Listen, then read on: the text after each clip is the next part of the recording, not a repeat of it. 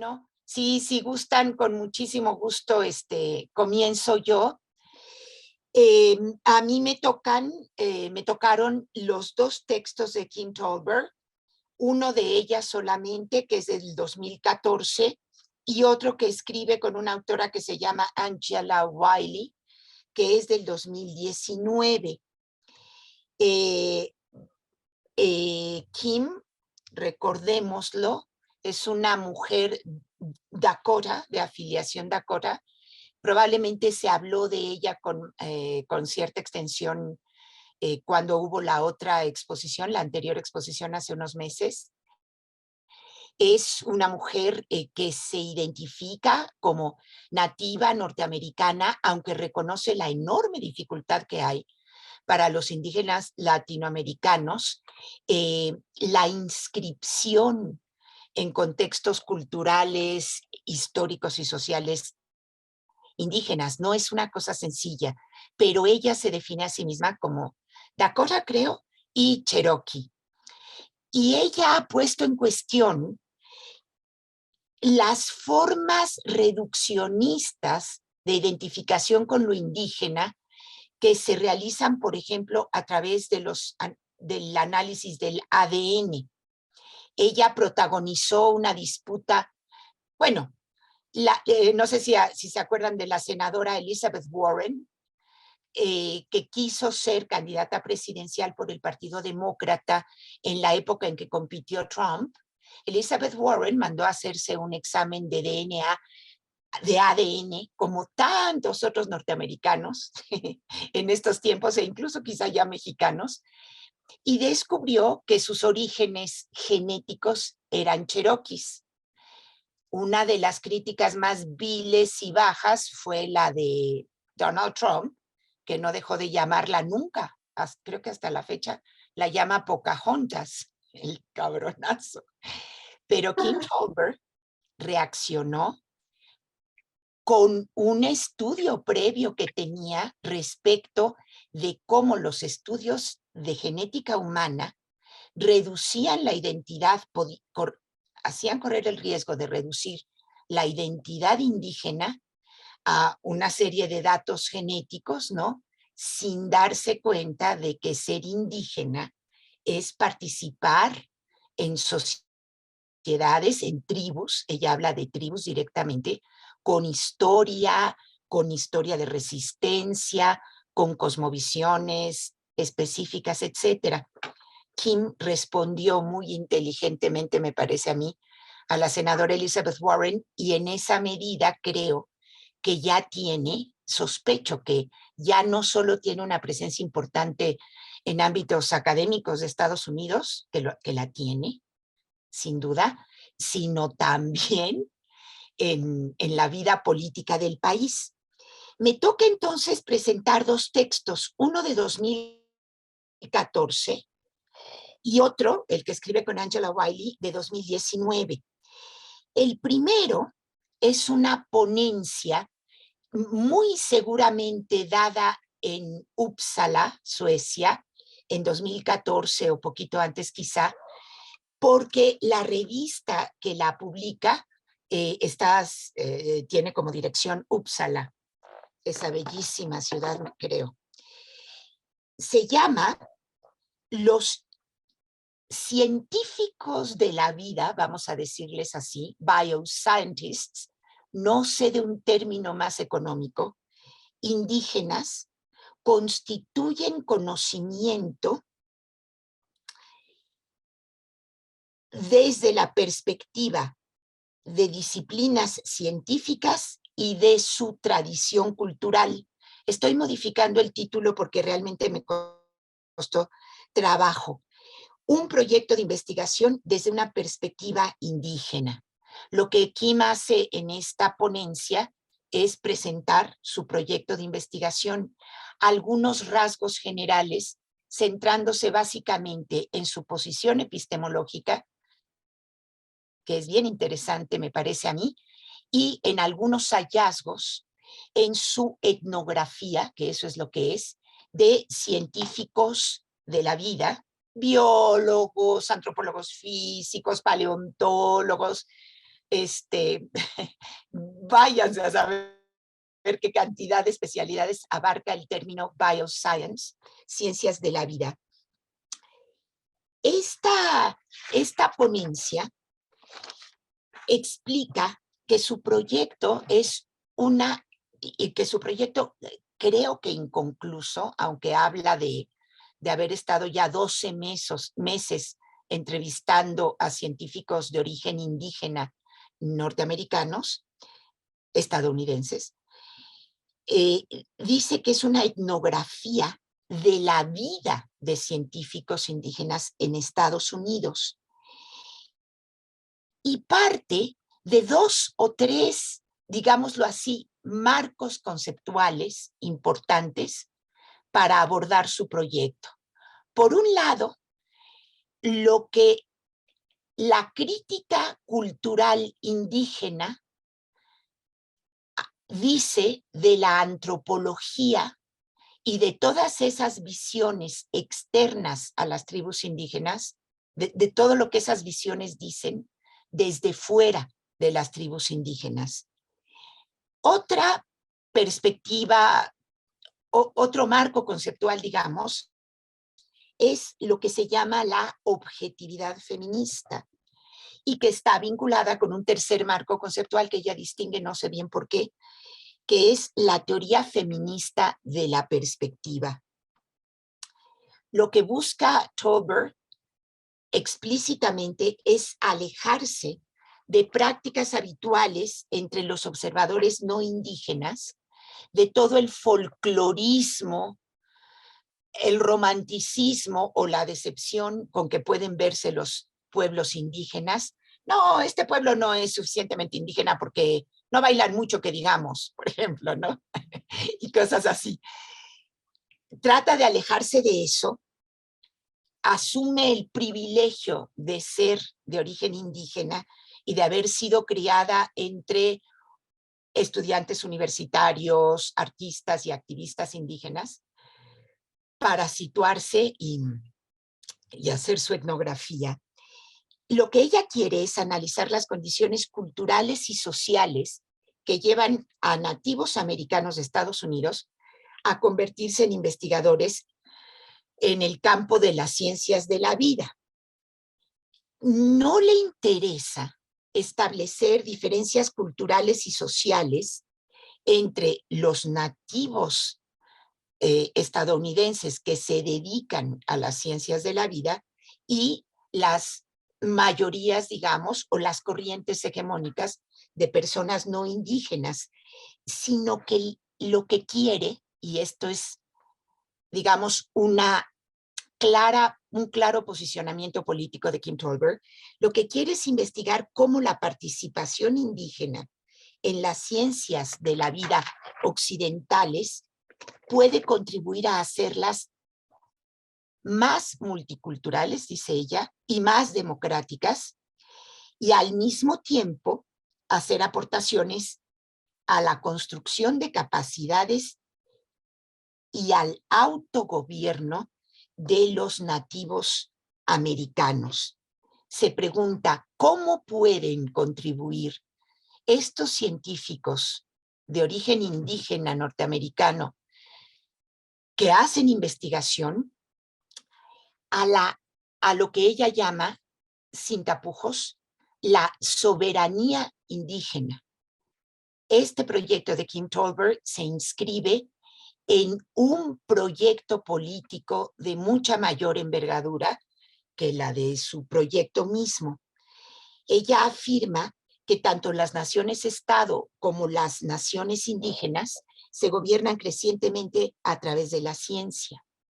Y su hipótesis principal es, lo dice, la cito directamente, mi hipótesis central es que diversos científicos, nativos americanos en este caso, contribuirán a un nuevo tipo de ciencia, no solo más inclusiva y transparente para un sector más amplio de la sociedad, sino que la ciencia misma mejorará gracias a la participación de los científicos indígenas. Esto se opone directamente a la idea de muchos de que la participación de indígenas en las actividades científicas y técnicas simplemente van a morenizar, ¿no? A ponerle color café a los laboratorios y a las salas de conferencias, lo cual es una idea discriminatoria terrible, porque no concede a quienes hacen ciencia proviniendo de tribus indígenas la capacidad de provocar cambios en conceptos y enfoques científicos. La ponencia de Tolbert se concentra en dos aspectos, creo que ya lo dije. Su epistemología, que creo que es interesante y creo que abona la discusión que ha habido en la RESMA, su epistemología por un lado, y algunos hallazgos que yo no encuentro todavía bien armados. Se veía que era una investigación en proceso en aquel entonces, pero algunos hallazgos muy interesantes, sobre todo uno que voy a subrayar.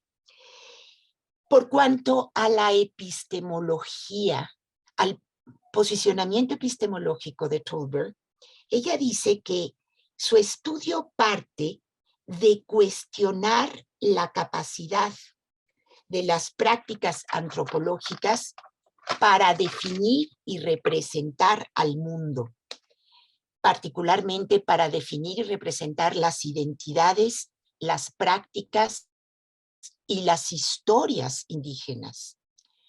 Se refiere a un texto que ella llama monografía seminal, que debe ser interesantísimo y debe estar en internet, de un académico indígena norteamericano, estadounidense, que se llama Vine Deloria Jr.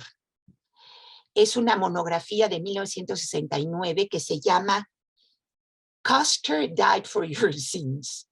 Custer murió por tus pecados. Así se llama. Y en esa monografía de 1969, Deloria cuestiona la influencia de la antropología como adversa a los conceptos y a las nociones indígenas, adversa a la organización política indígena y adversa a su autogobierno. Ella tuvo contacto con esta posición desde jovencita y esto marcó su vida entera. Esto es parte de la actitud política de Kim Tolbert que me parece muy interesante. Fíjense, la cito directamente. Este cuestionamiento de la capacidad de la antropología foránea a los pueblos indígenas, de definir a los pueblos indígenas, dice, se convirtió en una segunda naturaleza para mí. ¿Y cuál es esa segunda naturaleza? Dice, desde entonces me dedico a ponderar las intenciones políticas que subyacen a la producción de conocimiento en cada una de sus etapas.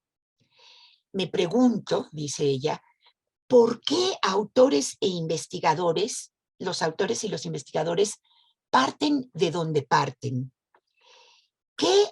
Y todas estas son preguntas para nosotros, particularmente para ustedes que hacen investigación. ¿Qué audiencias imaginan recibirán su producción? ¿Y qué los conduce a suponer que deben investigar determinado sujeto u objeto? ¿De dónde vienen sus preguntas de investigación? ¿De qué experiencias vitales o suposiciones culturales? ¿Cómo obtienen su acceso a sus sujetos de estudio? ¿Quién gestiona sus relaciones de investigación? ¿Cuánto cuesta hacer investigación? ¿Quién la financia? ¿Qué protecciones experimenta la investigación y qué certificaciones, leyes y políticas las guían? ¿Quién controla y tiene acceso a los datos? ¿Y qué lenguajes se ponen en juego durante la investigación? Este es para mí, todo un programa de crítica de lo que se hace desde las ciencias sociales, por supuesto. Y no solo desde las ciencias sociales, pero en esto cifra ella su perspectiva indígena. Dice, Deloria y mi madre me regalaron mi perspectiva Dakota, o sea, de los indios Dakota, respecto de la historia, la antropología, la ciencia, la tecnología. Yo no soy una antropóloga de fuera. Yo no soy una observadora ajena. Yo soy una India Dakota. A pesar, curiosamente, de que, fíjense cómo tiene de voluntarioso, en el buen sentido de la palabra, la identificación con lo indígena. El padre de Kim Tolbert, perdón, fue blanco y estuvo presente en su vida únicamente durante los 3 primeros años de su vida. Ella no lleva un apellido sajón, Smith o Franklin o lo que sea. Ella se llama a sí misma Tolbert, oso grande. Luego dice, bueno, ya sabemos, seguramente se comentó en la reunión, en la sesión donde se habló de Kim Tolbert, ella inició sus estudios en materia de desarrollo comunitario, digámosle así, en materia de planeación, luego se metió a cuestiones medioambientales, luego se empezó a dar cuenta de las implicaciones que los estudios de ADN y otros estudios genéticos podían tener para las poblaciones indígenas. Y entonces decidió, después de unos 10 años de hacer trabajo comunitario, entrarle, creo que fue a esta disciplina maravillosa de Santa Cruz, en California, liderada sobre todo por Donna Haraway, que se llama Historia de la Conciencia. Ahí en Santa Cruz, Kim tuvo contacto con la filósofa feminista Sandra Harding, que postula la teoría de la perspectiva feminista, que es, para Sandra Harding, la perspectiva desde la vida de las mujeres, como punto de partida de la investigación. Y no solo de las mujeres, para Harding también es importante la gente marginada en sociedades estratificadas por género, raza, clase social, orientación sexual, etcétera, ¿no? Harding rechaza que este tipo de perspectivas marginales deban considerarse, como generalmente las considera la ciencia objetiva, como prejuiciadas. Y toma la idea de su mentora, que fue ni más ni menos que Donna Haraway, a quien Mauricio Sánchez presentó hace también ya varias sesiones. Toma la idea de Donna Haraway de uno de los artículos del libro que revisamos precisamente, uno de los ensayos, que se llama Situated Knowledges, conocimientos situados, la cuestión de la ciencia en el feminismo y el privilegio de la perspectiva parcial. En mi edición es el penúltimo de los capítulos de este libro que revisó con nosotros Mauricio, que se llama Simios, Cyborgs y Mujeres, la reinvención de la naturaleza. Toma entonces Kim Tolbert la idea de Donna Haraway, según la cual todas las perspectivas producen conocimientos situados, pero es que no hay otra posible forma de conocimiento. En esto, tanto Sandra Harding como Donna Haraway no están inventando el hilo negro, hay que reconocerlo. Está el perspectivismo de Nietzsche, que fue trabajado lúcida y maravillosamente bien por un hombre muy patriarcal, por cierto, y quizá medio etnocéntrico, pero gran filósofo, que fue Ortega y Gasset. Yo creo que aquí Haraway y Harding son perspectivistas, ¿no? Sobre todo en la línea de Ortega y Gasset. ¿Qué quiere decir esto? Y la cito. aquello a lo que todos y cada uno de nosotros, todas y cada una de nosotras, tenemos acceso, es, le meto la palabra irremediablemente, inevitablemente, conocimientos parciales, porque nuestros conocimientos se producen en contextos históricos, sociales, tecnológicos y valorativamente orientados en contextos específicos. De aquí surge una nueva noción de objetividad y yo creo que esta es una de las ideas que más me gustaron del texto de Tolbert. La objetividad no consiste en rechazar la producción rigurosa de conocimientos. No, no. El rigor está muy bien. El rigor en todas sus formas. Pero lo que hacen estas mujeres es postular una objetividad más sólida, merced a una mayor promiscuidad que asuma la diversidad de nuestras perspectivas. No sé si me estoy explicando, ya me dirán, pero digamos, hay grados de objetividad para estas mujeres, ¿no? Y lo que hace más objetivo un conocimiento es que haya sido producido a partir de diferentes perspectivas en diálogo. Eso es muy, muy interesante, muy fascinante. En la epistemología feminista de Harding y Haraway, que Kim Tolbert abraza, una investigación no es más objetiva porque carezca de un determinado punto de vista. No, ahí no está la clave de la objetividad. La clave de la objetividad consiste en incorporar activamente conocimientos producidos desde diversas perspectivas, es decir, desde diversas ubicaciones, incluyendo, en primerísimo lugar, las ubicaciones y situaciones de los marginados, de las mujeres y de las culturas tradicionales. Y esto no es un gesto de aceptación multicultural buena onda.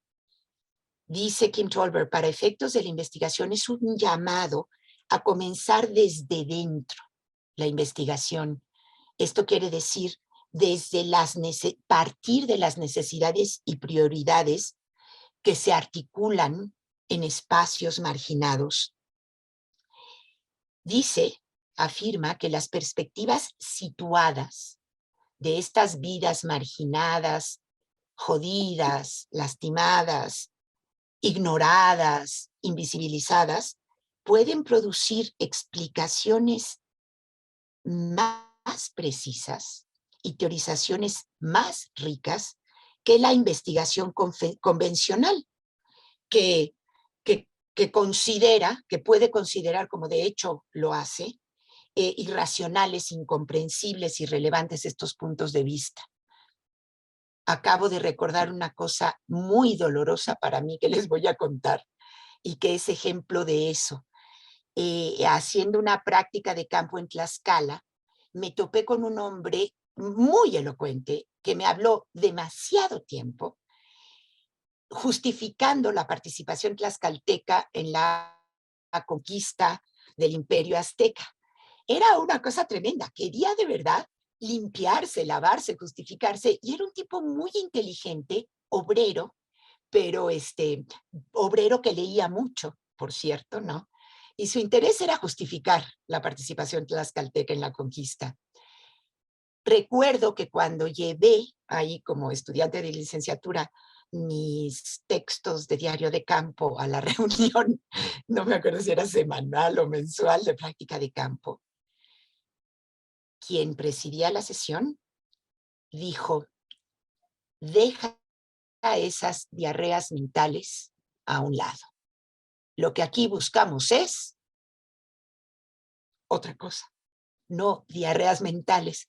Eso es, acabo de recordarlo, ese es un ejemplo del profundo desprecio que puede desarrollar la academia, ¿eh? Y la ciencia occidental hacia pueblos y visiones y cosmovisiones diferentes, ¿no?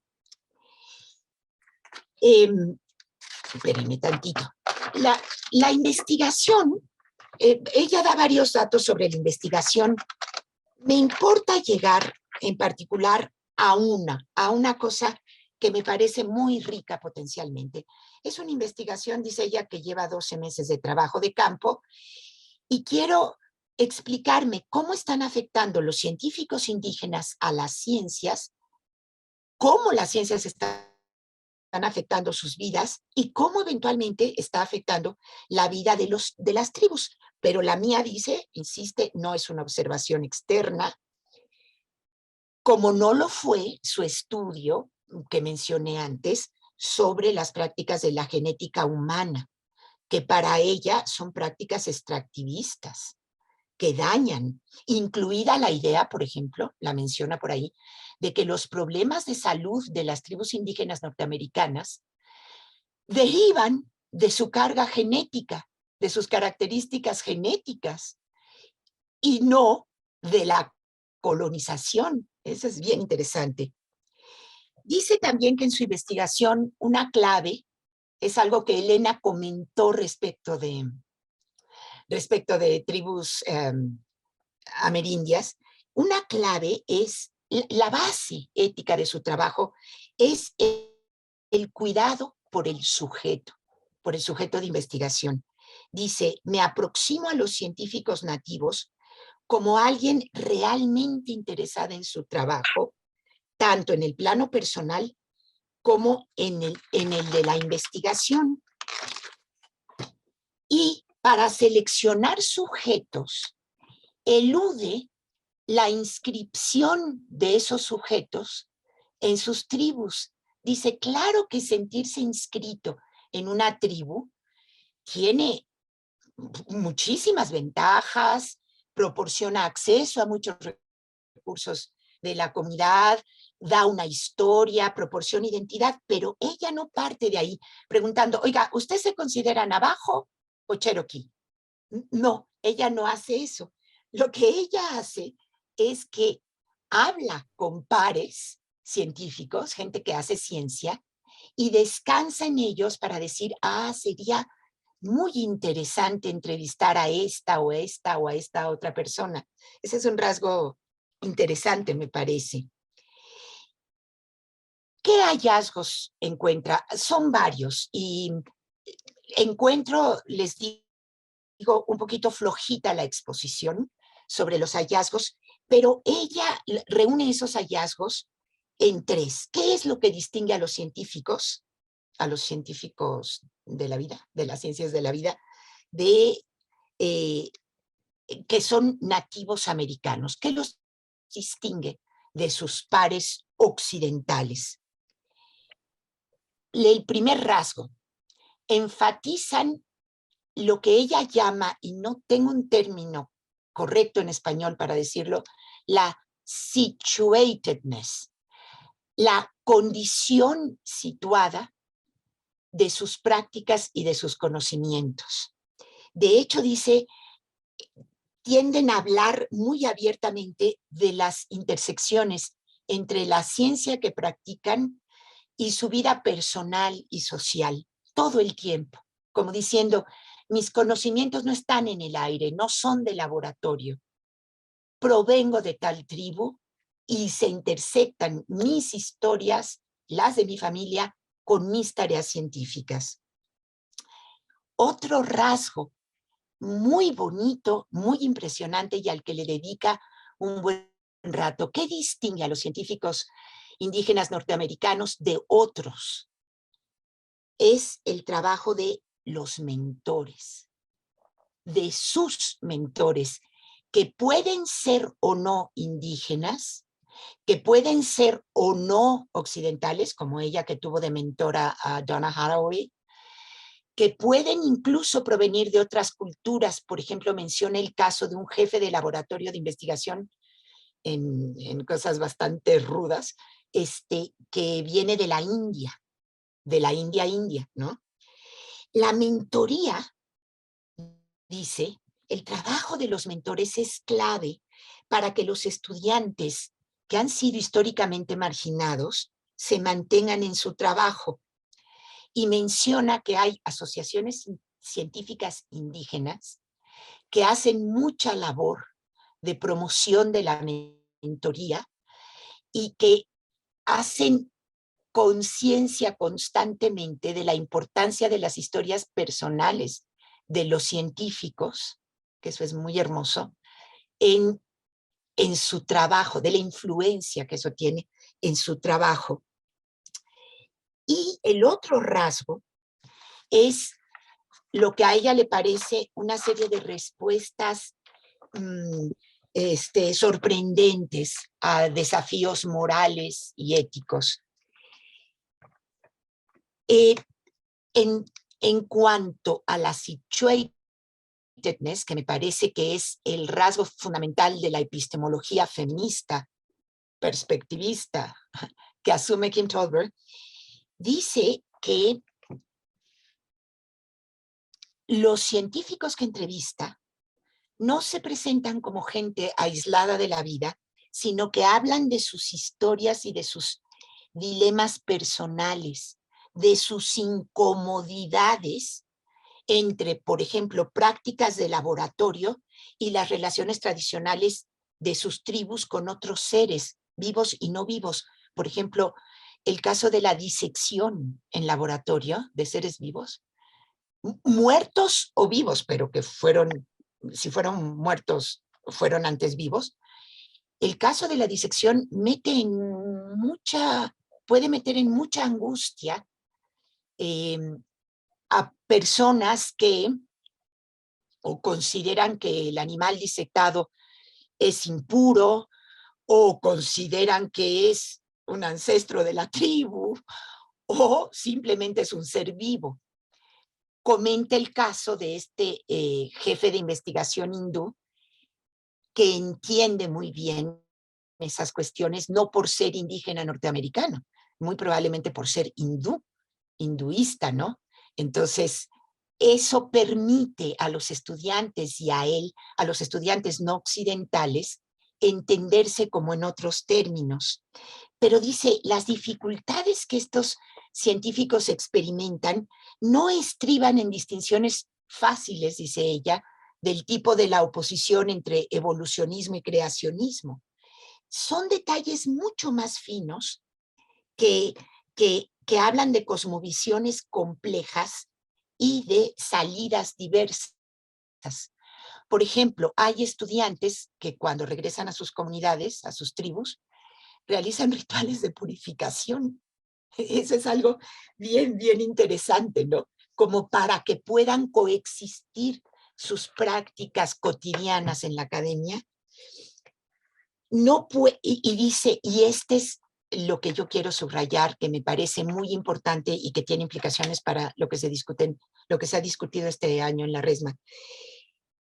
Ella dice que esos problemas, esos detalles finos, no pueden entenderse a partir de la dicotomía conocimiento tradicional versus ciencia occidental.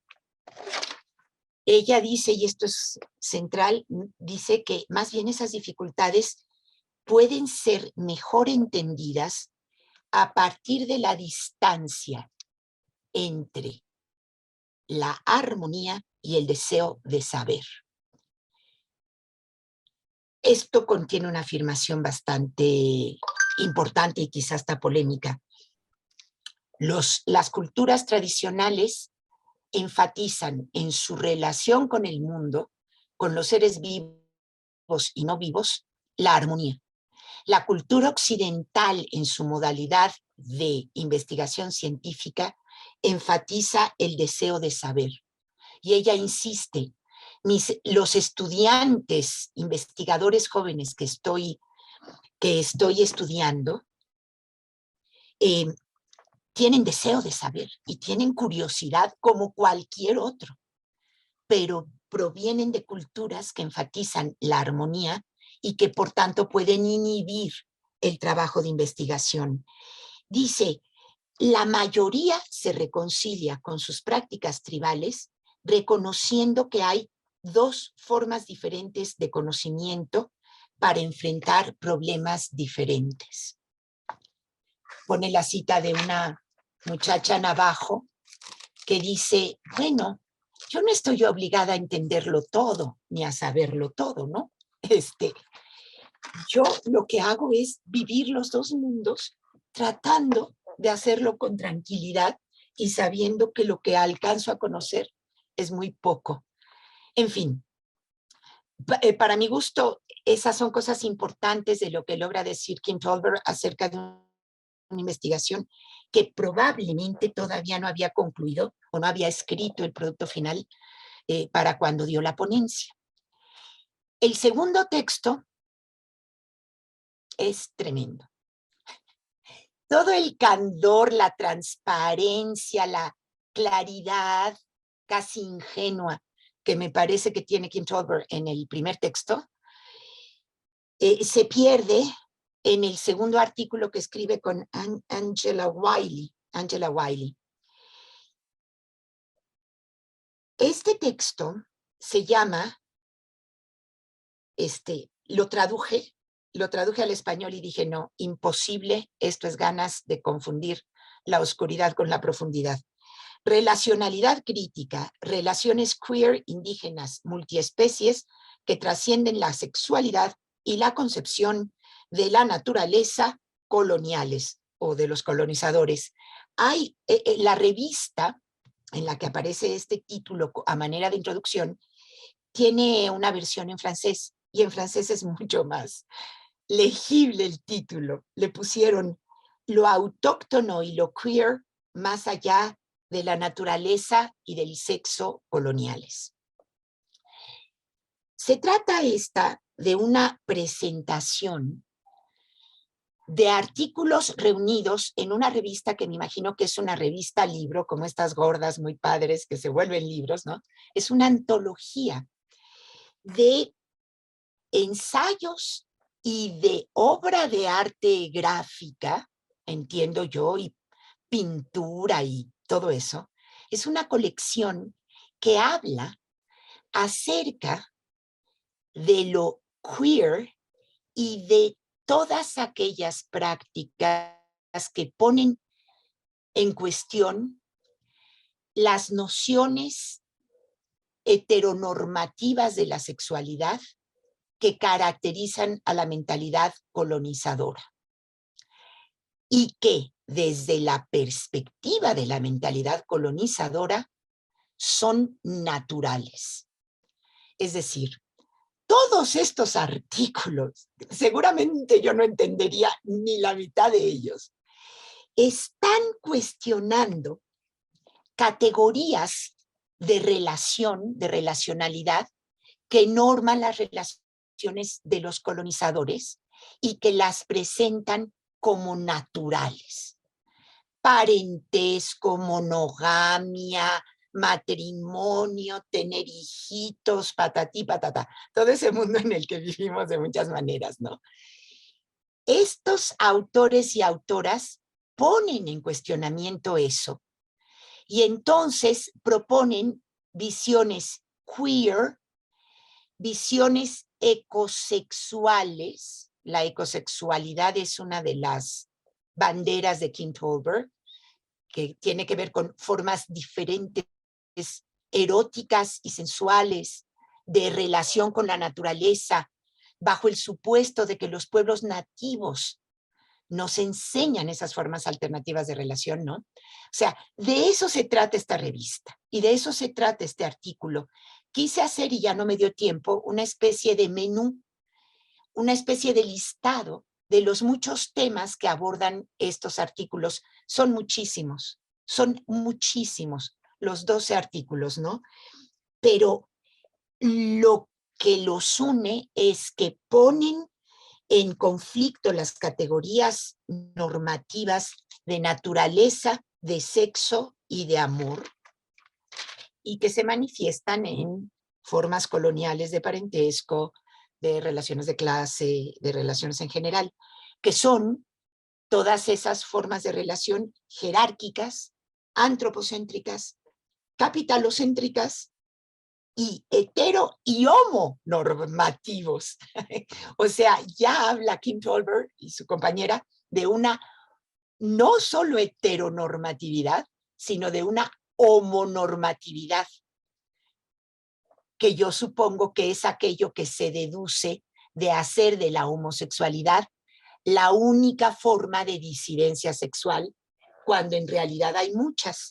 Y tengo que decirles que este cuestionamiento de las categorías relacionales, que tienen implicaciones para el ambiente y todo eso, por supuesto, no es algo solo de Kim Tolbert ni de sus amigos y amigas académicas. Recibí de una sobrina mía gringa un libro que es muy hermoso. Tiene prosa, ensayo, poesía, que se llama Erótica Soberana, Sovereign Erotics, una colección de literatura de seres de dos espíritus.